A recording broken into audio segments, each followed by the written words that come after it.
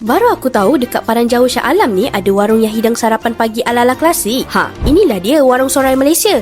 Masuk je dalam warung ni terus rasa macam vibe suasana Melayu lama. Dekat sini ada pelbagai hidangan yang korang boleh try dan confirm mengambil kenangan. Ini dia lontong kuah lodeh. Rasa lemak dari kuah lodeh dia tu memang pekat dan terangkat. Next, dia punya soto pula. Isi dia banyak dan kuah dia rasa light je. Sesuai sangat untuk makan waktu pagi. Ini pula pulut kuning dia. Ayam yang dia bagi besar. Makan pula dengan pulut kuning memang puas sangat. Korang juga kena try punten dekat kedai ni. Tekstur dia lembut, makan dengan sambal bilis hijau dia memang ngam. Ini pula mi kari dia. Kuah kari berlemak tapi tak buat muak, sesuai untuk korang yang nak makan berat waktu sarapan. Dekat sini pun ada ubi kayu rebus tau. Makan bersama kelapa parut dan sambal, terus rasa macam tengah sarap dengan nenek. Dekat sini juga ada lempeng sambal bilis. Makan dengan sambal bilis dia terus rasa rindu dekat kampung. Paling wajib korang try kopi Sorai ni. Ada panas dan sejuk. Lepas kacau, rasa kopi dia lembut dan berlemak. Untuk yang panas pula, kopi dia rasa kopi O. Ada hin-hin lemak mejerin tu sekali. Warung Sorai ni terletak di Jalan Mat Raji, Kampung Padang Jawa, Shah Alam. Waktu operasi dari Sabtu hingga Khamis pukul 8 pagi sampai 12 tengah hari. Jadi, kalau korang rindu atau mengidam sarapan klasik, bolehlah singgah ke sini, ke Sorai Malaysia.